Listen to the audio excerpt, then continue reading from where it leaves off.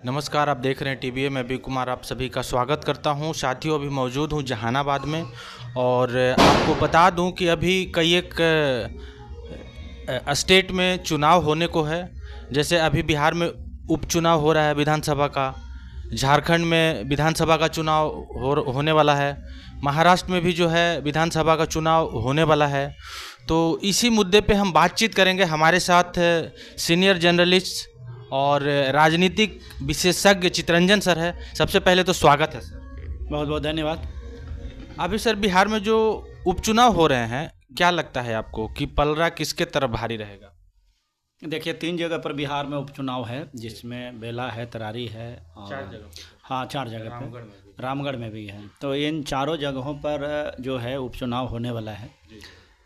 तो कुछ सीटों पर ऐसा लोगों का मैंने मानना है कि पहले से चूँकि जो भी सीट खाली हुआ है तो उन जगह पर कोई ना कोई तो पहले था ही। जैसे आरा भोजपुर में वहाँ देखिए तो मनोज मंजिल का जो है वो है, बेला में सुरेंद्र यादव जी का है।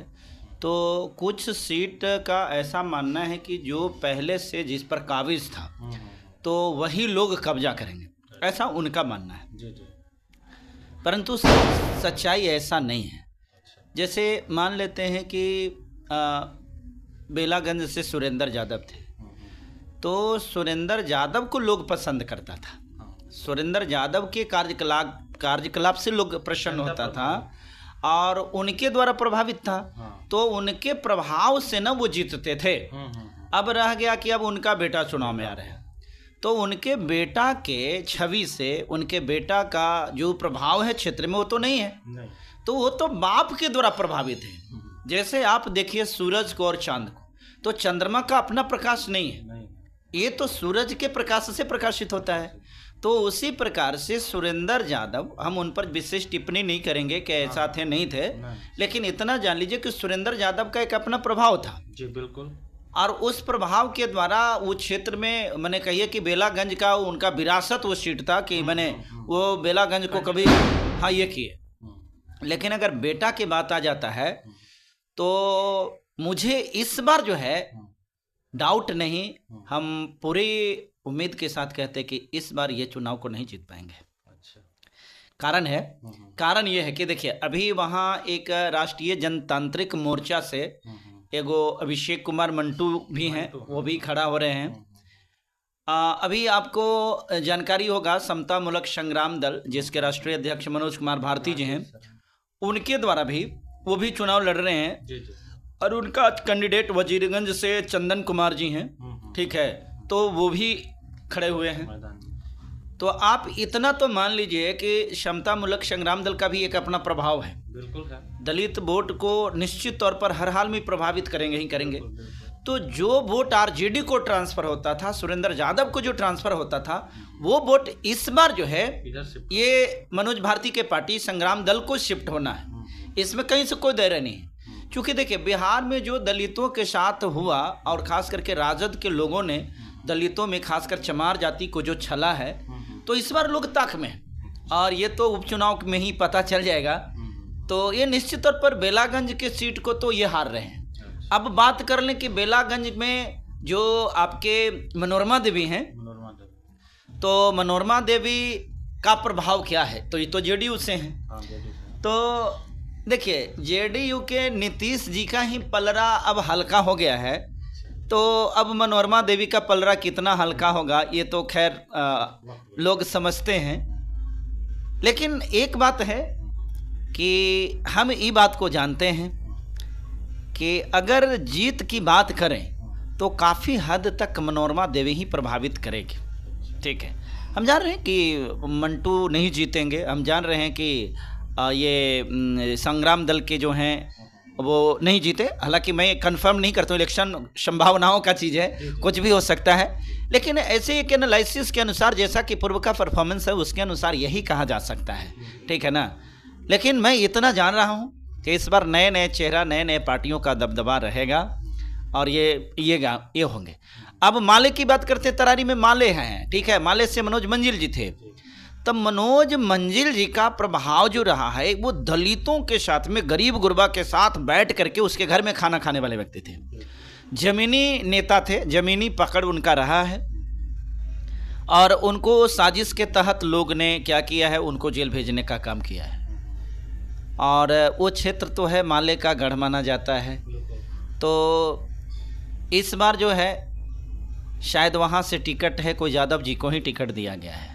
ठीक है, इस प्रकार से मुझे लगता है कि वहाँ माले का प्रभाव है और माले के समर्थक अगर कोई होंगे तो वहाँ माले का वोट पड़ेगा और मेरे समझ से माले ही वहाँ विजयी पताका फहराएगा। हालांकि वहाँ पे भी संग्राम दल है, संग्राम दल वहाँ पर भी है, लेकिन देखिए संग्राम दल हर जगह पर है लेकिन हर जगह पर उनका प्रभाव नहीं है।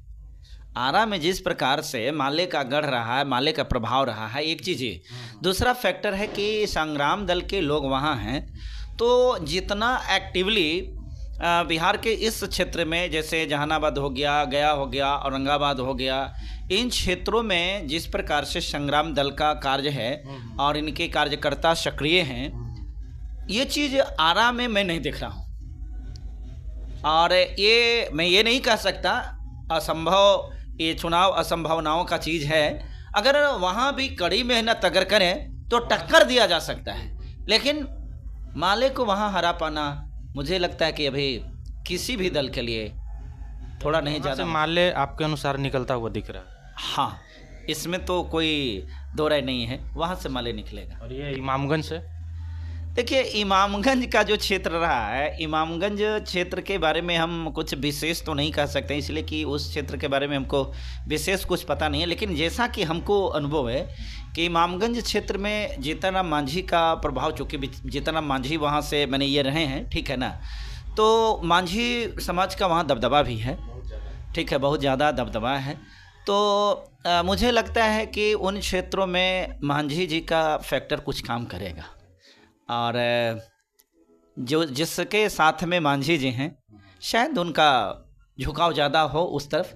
हालांकि हम एक आप जान रहे हैं कि मांझी जी, ये मैं ये कह दिया, लेकिन इस बात में भी असंभावनाएं ये हैं कि हाल ही में आपने देखा कि ये जो शब कोटे की बात आई, जिसमें जिस प्रकार से मांझी जी ने इसका विरोध किया और सुप्रीम कोर्ट का सपोर्ट किया कि नहीं, सुप्रीम कोर्ट का निर्णय बिल्कुल जायज़ है, तो ये मान करके चलिए कि ये मांझी जी तो बोलते नहीं हैं। मांझी जी, हालांकि वो अलग बात था कि जब मुख्यमंत्री बनाया गया था तो बोले थे कि हम तोता नहीं हैं, लेकिन सच है कि जिस पार्टी में जाते हैं उसी का ही तोता ही हैं, इनका इंडिपेंडेंट कोई डिसीजन नहीं रहता है। मांझी जी का कहना था कि हम जनरल कोटा से चुनाव अपने बेटे को या बहू को लड़ाएंगे, इसके बावजूद भी रिजर्व कोटा पे लड़ा रहे हैं, क्या लगता है आपको? देखिए मांझी जी को कह देना और जनरल कोटा पर लड़ा देना, ये दोनों में आसमान ज़मीन का फ़र्क है।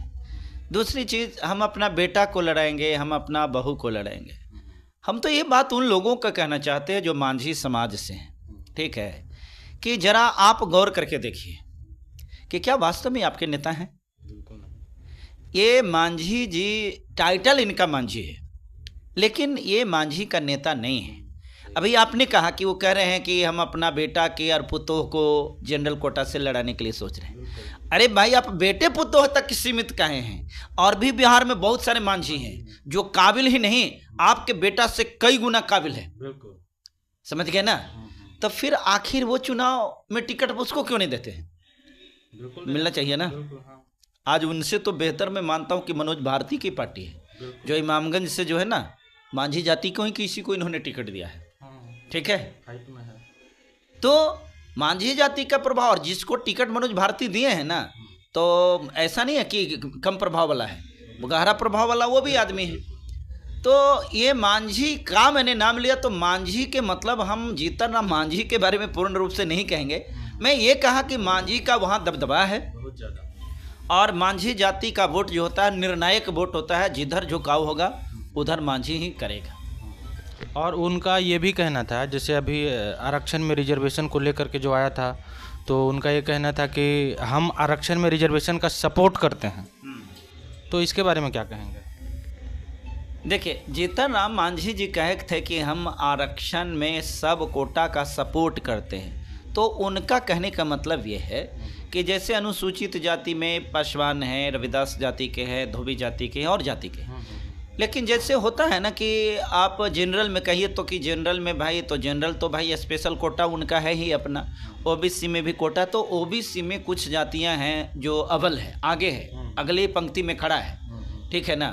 तो उसी प्रकार से अनुसूचित जाति में भी कुछ जातियां हैं जो अगले पंक्ति में खड़ा है, और मांझी जी का कहना है कि यही लोग जो हैं ये ज़्यादा आरक्षण का लाभ लेते हैं।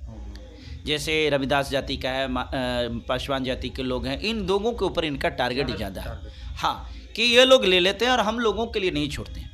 लेकिन सवाल इस बात का है कि मांझी जी का उम्र के अनुसार मुझे लगता है कि मांझी जी के पास में सोचने समझने की क्षमता जो है अब धीरे धीरे वो खो रहे हैं। क्योंकि देखिए ये नेचुरली है, प्राकृतिक देन है कि समय के साथ जो है ना व्यक्ति के अंदर में सारी चीज़ें से, समय के साथ आंख धोखा देता है, समय के साथ शरीर धोखा दे देता है, हड्डियां काम नहीं करती है, शक्ति काम नहीं करती है। तो जीतनराम मांझी जी का जो दिमाग है अब सही ढंग से काम नहीं कर रहा है।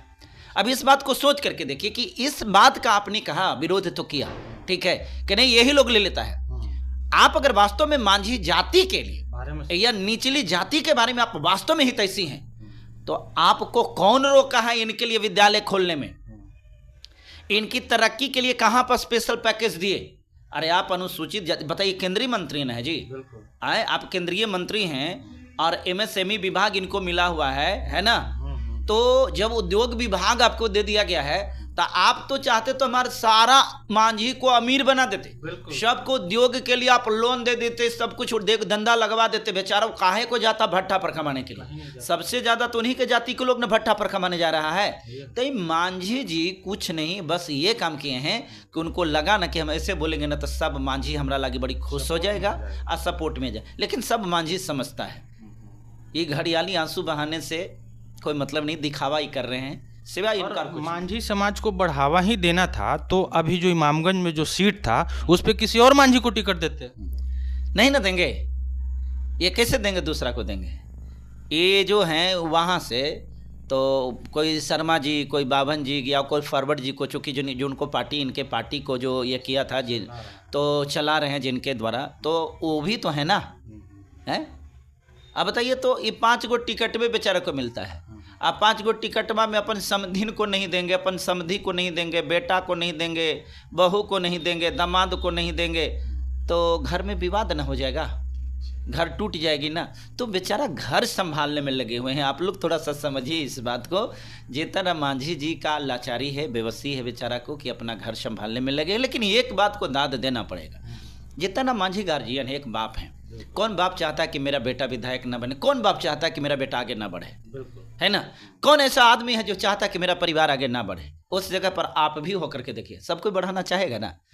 तो बेचारा वही फर्ज को निभा रहे हैं, लेकिन वो पार्टी नहीं चला रहे, अपने परिवार को बढ़ाने के लिए एक प्रकार से कहिए कि दुकान खोले हैं, यानी कि परिवारवाद की राजनीति कर रहे हैं। परिवार की राजनीति तो ऐसे जनरली सब पार्टी कर ही रही है, कोई एक ही बात न करें। बिहार में बिहार में नहीं, हम भारत की पार्टी में अगर कहें तो सबसे पहले आता था नाम कि नहीं भाई बहुजन समाज पार्टी इससे दूर है। लेकिन अब तो मायावती जी ने भी इस प्रकार के काम को किया है, क्योंकि अभी तो बहुत लंबे लंबे दूरों के पास नहीं गई, लेकिन मान्यवर साहब के बाद बागडोर बहन जी के पास आया, और बहन जी जब अब राजनीति से संन्यास लेने के कगार पर है तो अपने भतीजा आकाश आनंद को सौंपा है।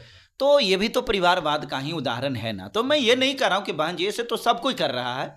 रामविलास पासवान को देखिए, जीतनराम मांझी को देखिए, मैंने टोटल को, भाजपा को देखिए, कांग्रेस, कोई भी ऐसा नहीं। कांग्रेस में तो खैर ही कोई नहीं, तो उसको नहीं कह सकते हैं, लेकिन बाकी तो खैर भाई सब वही है।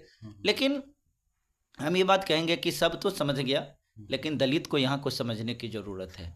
आपके यहाँ हित ऐसी कोई नहीं है, आपको यहाँ अपनी सरकार बनाने की आवश्यकता है। और आप देखिए अम्बेडकर बाद को ढूंढिए, बिहार में दलितों का उद्धार अगर कोई कर सकता है तो जो अम्बेडकर बाद है, जो अम्बेडकरवादी कट्टर अम्बेडकरवादी पार्टी है, वही बिहार के दलितों का कल्याण करेगा। बाकी लोग यहाँ लूटने वाला है, लूटता रहेगा, समय पर वोट मांगेगा और आप ही के ऊपर चोट करेगा, यही होता रहेगा।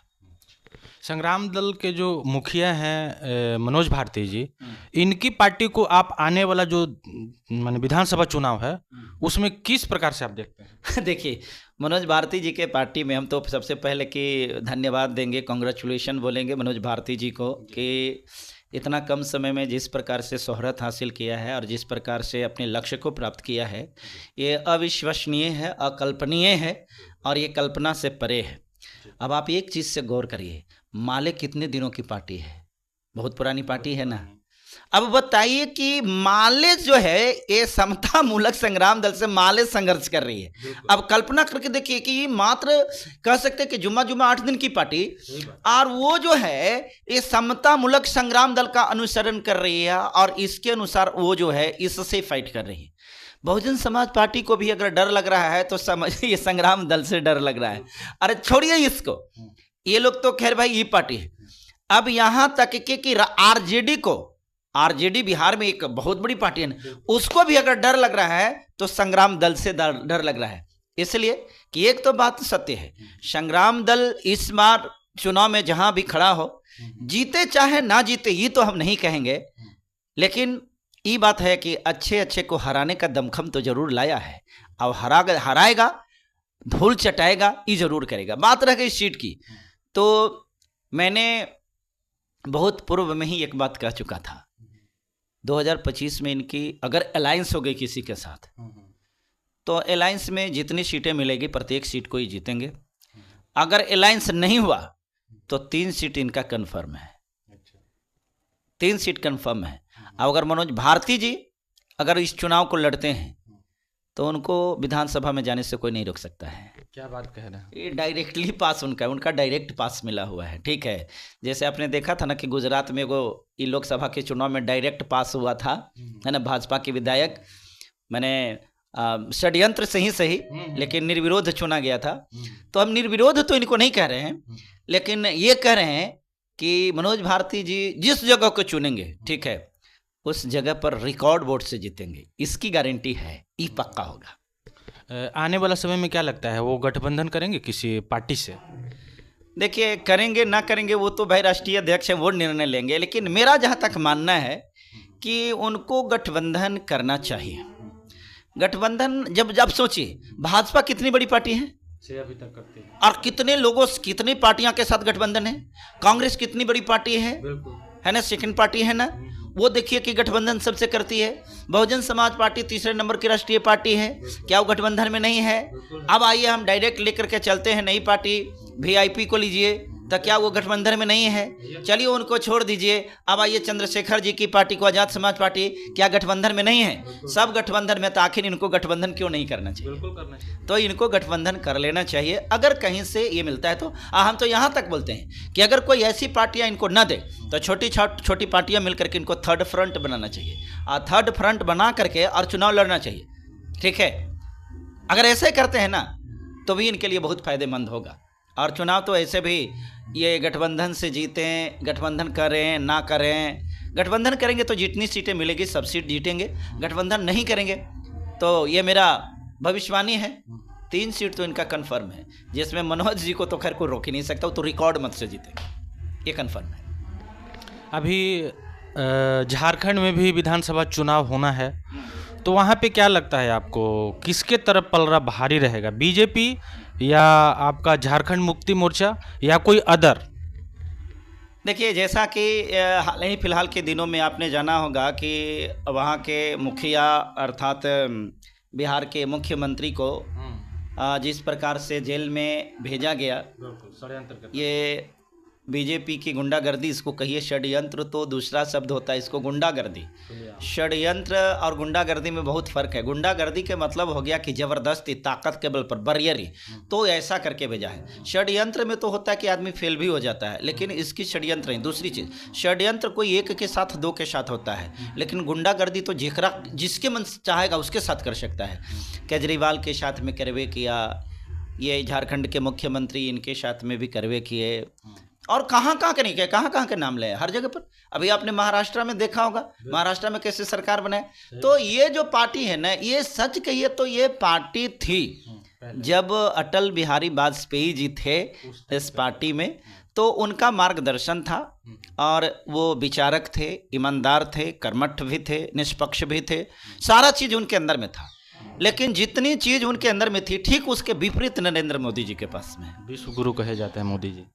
अब अपने से विश्व गुरु, जगत गुरु से लेकर के ब्रह्मांड गुरु आप कह लीजिए, वो तो अलग बात है, लेकिन ये तमगा तो आप खुद ने लगाया है ना। आपको ये तमगा दिया कौन है? आप विश्व गुरु हैं। आप भारत को कहाँ लेकर के पहुँचा करके कहाँ खड़ा कर दिए? विश्व गुरु यही करता है। जब आप विश्व गुरु थे तो आपका इकोनॉमी कहाँ है? आपका जीडीपी कहाँ है? आपका बैंक आपका है? रेलवे नहीं बिका, बैंक नहीं बिका, एयरपोर्ट नहीं बिका। आज यहाँ जो है कितने कारोबारी जो है भारत छोड़ करके दूसरे जगह चला गया। आप विश्व गुरु हैं, तब विश्व गुरु वाला में जो होता है ना, विश्व गुरु में सबसे पहले तो कि गरीबी यहाँ दूर हो जानी चाहिए थी, महंगाई समाप्त हो जानी थी। अभी महंगाई जान रहे हैं, बहुत ज़्यादा चरम सीमा पर महंगाई। पेट्रोल का कीमत को देख लीजिए, गैस सिलेंडर को देख लीजिए, छोड़िए ये सब तो खैर ये हैं। हम आपको दवा जो लाइफ लाइन कही जाती है, दवा की कीमत को देखिए। अरे महाराज देखिए, कुछ लोगों के अंदर में शर्म होती है, लेकिन कुछ लोग ऐसा होता है ना कि शर्म तो होता है लेकिन शर्मबे नहीं करता है। शायद इसी कैटेगरी में आते हैं। झूठ बोलने में तो माहिर है। इनको सबसे पहले एक्सीलेंस अगर दिया जाएगा ना तो झूठ बोलने का इनको मॉडल दिया जा सकता है, ट्रॉफी। और जगत गुरु के आप नाम लिए तो जगत गुरु ये वास्तव में हैं, लेकिन झूठ बोलने में जगत गुरु है। अभी जो है तीसरी बार सरकार बना है उनको, आने वाला जो अभी मैंने उनका वर्तमान समय चल रहा है उसमें क्या लगता है 5 साल पूरा वो कर पाएंगे? चूँकि अभी बैसाखी के सहारे चल रहे हैं। देखिए, बैसाखी का कोई भरोसा होता है? बैसाखी का कोई भरोसा नहीं होता है। बैसाखी का भरोसा या बैसाखी की गारंटी वो लेगा जो बढ़ी उस बैसाखी को बनाया है, क्योंकि उसी को ना पता है कि मुनगा के लकड़ी को बना दिया, कि आम के लकड़ी को बनाया, सखुआ के बनाया, कि सागवान को बनाया, तो वो वही बढ़ी कर सकता है। और इनका बैसाखी का बढ़ी कौन है? नीतीश जी। इनका बैसाखी का बढ़ी कौन है? नायडू जी हैं, है ना। तो इनका बैसाखी का बढ़ी वो है। अब कौन लकड़ी से बनाए हैं ये तो वो तय करेंगे, लेकिन मुझे लगता है कि लकड़ी बहुत मजबूत नहीं है। बिहार में जो नीतीश कुमार है ज़्यादातर पलटने का इनका रिकॉर्ड रहा है, तो कब पलट जाएंगे कोई ठीक नहीं है। जैसे ही ये पलटेंगे सरकार गिर जाएगी। तो क्या लगता है 5 साल चल पाएगा? देखिए मैं तो कहूँगा कि 3 से 6 महीना जो होगा ना, 3 से 6 महीना में ही नीतीश जी जो है ना अपने आप को ही साबित कर देंगे कि वास्तव में हम पलटू चाचा नहीं, पलटू बाबा हैं। क्योंकि चाचा से बड़ा होता है बाबा ना। तो 3 से 6 महीना आप इसको नोट कर लीजिएगा। 3 से 6 महीना में, बहुत बड़ी बात कह रहे हैं, ये भविष्यवाणी नहीं, ये सच्चाई है। ये 3 से 6 महीना में जा करके सरकार गिरेगी कि नहीं गिरेगी ये मैं नहीं कह रहा हूँ, लेकिन मैं ये कह रहा हूँ कि नीतीश जी, हाँ नीतीश जी पलटी जरूर मारेंगे, ये गारंटी है। क्योंकि ऐसा सिचुएशन आने वाला है बिहार में। अच्छा, ठीक है, अरे होंगे। चलिए, बिहार पे बात किए, झारखंड पे बात किए, अब थोड़ा महाराष्ट्र पे भी बात कर लेते हैं। महाराष्ट्र में क्या लगता है, अभी वहाँ पे जो है 50 बीजेपी के जो नेता लोग हैं बड़े बड़े, उन लोगों में आपस में घमासान मचा हुआ है चुनाव लड़ने के लिए। क्या लगता है आपको कि वहाँ पे कौन निकलेगा इस बार? 100 प्रश्न के एक उत्तर में ये कह देते हैं कि वहाँ कांग्रेस जीतेगी और कांग्रेस की ही मुख्यमंत्री वहाँ बनेगी। मैंने कांग्रेस के मतलब, मेरा मतलब इससे हो गया, इंडिया से हुआ। ऐसा नहीं, हम कांग्रेस को प्रॉपर नहीं कहेंगे। इंडिया गठबंधन की वहाँ सीटें ज़्यादा आ रही है और उसी की जीत वहाँ सुनिश्चित है, अगर ईवीएम में हेरा फेरी नहीं हुआ तो। ठीक है, क्योंकि ये लोग तो बाबा है ना। ईवीएम का जो खेल खेला जाता है, तो वो खेला में जितने भी लोग शामिल हैं, चुनाव आयोग से लेकर के सबको इसमें शामिल है। अगर ये लोग निष्पक्ष चुनाव करेंगे ना, तो हम आपको बताते हैं कि भारत में 5 जगह भी इनका मुख्यमंत्री नहीं होगा, अगर ये निष्पक्ष चुनाव कराएंगे तो। ठीक है, ऐसी स्थिति इनकी है, हर जगह पर इनका यही काम है। और महाराष्ट्र में तो इस बार इनका कोई षड्यंत्र काम नहीं करेगा, कोई षड्यंत्र काम नहीं करेगा। देखिए, चुनाव के बारे में, ईवीएम के बारे में लोग यहाँ क्या से क्या कहता है, जबकि बड़े बड़े साइंटिस्ट, ठीक है, साइंटिस्ट समझ सकते हैं, जो इन चीज़ों को बनाता है, बहुत बड़े बड़े सॉफ्टवेयर इंजीनियर, बहुत बड़े बड़े टेक्नीशियन, वो सीधा सीधी कहता है कि अरे जब पेजर बम से, जब पेजर मोबाइल को पेजर को उड़ाया जा सकता है, विदेश से पेजर को उड़ाया जा सकता है, तो ये ईवीएम क्या है? ईवीएम को भी तो कोई बनाया होगा ना जी, इस सॉफ्टवेयर से नहीं चलता है। इलेक्शन कमीशन बोला ये लोग बोलता है कि पेजर को, अरे पेजर मवासी सिम से कनेक्ट होता है और क्या ये कनेक्ट होता है। अब हमको ये समझ में नहीं आता है कि चुनाव आयोग इतनी बड़ी कुर्सी पर बैठ करके और इस प्रकार से बयान कैसे दे देते हैं, ये तो बड़ा चिंतनीय है। एक बात बताइए, ये मोबाइल की बात किए कि मोबाइल में सिम लगा हुआ होता है, ठीक है, मोबाइल में सिम है। अच्छा ये को बात बताइए कि रेडियो में क्या लगा होता है? कुछ भी नहीं। रेडियो कैसे बजता है? वो तो सैटेलाइट का कनेक्शन रहता है। तो ये जो अभी जो चुनाव आयोग है, तो इनका ये दिमाग काम नहीं करता है, हैं? अब एक और बात बताइए, ये जो आपका वॉकी टॉकी होता है, ओकरा में कौन सिम लगा हुआ होता है? तो ये बताइए, तो ये जो इस प्रकार के थीसिस देते हैं, इस प्रकार के तर्क देते हैं, हम कंप्यूटर को तो नहीं लेंगे इस कैटेगरी में कि चलिए मान लेते हैं कंप्यूटर तो भाई कनेक्ट होता है, वाईफाई वगैरह से कनेक्ट होता है, लेकिन ये वाला कोई चीज़ से कनेक्ट होता है, ये हमको बता दें। क्या रेडियो कोई चीज़ से कनेक्ट किया जाता है? ट्रांसमीटर से कनेक्ट होता है वो। तो जब ट्रांसमीटर, तो इसमें ये अब कहेंगे कि तब वाईफाई वो भी हो गया। अरे भाई, तो उसमें सिम ना, आपने कहा कि सिम से कनेक्ट पेजर होता है, तो ये वॉकी टॉकी कौन सिम एकरा में लगा होता है? आई आपका रेडियो में कौन सिम लगा हुआ होता है? ये बेवकूफ़ी भरा अंदाज में इस प्रकार की बात को कहना, लोगों को बेवकूफ़ समझना, ये काफ़ी हद तक मुझे लगता है कि गैर जिम्मेदाराना बयान है। और चंद्रचूड़ साहब को तो मालूम है, ये है कि अभी जान ही रहे हैं कि चंद्रचूड़ साहब भाजपा के तरफ से सांसद राज्यसभा में जाने वाले हैं, है ना। तो इनके ऊपर कितना भरोसा किया जा सकता है। और इनके द्वारा दिया गया निर्णय में आपने सुना होगा कि राम मंदिर के बारे में इन्होंने क्या बताया कि जब हमारे पास में कुछ नहीं मिल रहा था तो हम अपने प्रार्थना घर में जा कर के और भगवान से प्रार्थना किया कि हे परमेश्वर, हे भगवान, हे ईश्वर, तू ही बताओ कि मैं क्या करूं। जो CJI हैं, चीफ जस्टिस ऑफ इंडिया, मुझे लगता है कि एक सिविल कोर्ट की मैं बात कर रहा हूँ कि सिविल कोर्ट का भी जज होगा ना, तो इस प्रकार की बात नहीं करेगा। ये सारा चीज़ को करके और अंत में क्या ही कर गए, हमको तो समझ में नहीं आता है। लगता कि अंतिम समय में भगवान इनको साथ नहीं दिए और अंतिम समय में ये एक्सपोज हो गए कि इनका निर्णय भेदभाव से ही रहा है, ये सही न्याय नहीं दिए हैं और इनके अंदर में न्यायिक चरित्र है भी नहीं। इसलिए कि मैं नहीं कह रहा हूँ, आपको मालूम होगा अंग्रेजों ने यहाँ ब्राह्मणों को जज बनने पर प्रतिबंध लगाया था और कहा था कि ब्राह्मणों के अंदर में न्यायिक चरित्र नहीं होता। अब जेकरा अंदर में न्यायिक चरित्र नहीं है वही जज बनेगा, तो न्याय कुछ ही करेगा। बिल्कुल सही बात। तो ये सब है, देश में जो है ना जो चल रहा है वो देश के लिए बहुत खतरा है और देश सही दशा में नहीं चल रहा है। तो ये थे हमारे साथ सीनियर जर्नलिस्ट एंड राजनीतिक विशेषज्ञ चितरंजन सर। आपको इनकी बातचीत कैसा लगा कमेंट करके ज़रूर बताइएगा। अगर वीडियो पहली बार देख रहे हैं तो चैनल को सब्सक्राइब कर दीजिए, लाइक कर दीजिए, शेयर कर दीजिए। मिलते हैं नेक्स्ट वीडियो में, तब तक के लिए धन्यवाद।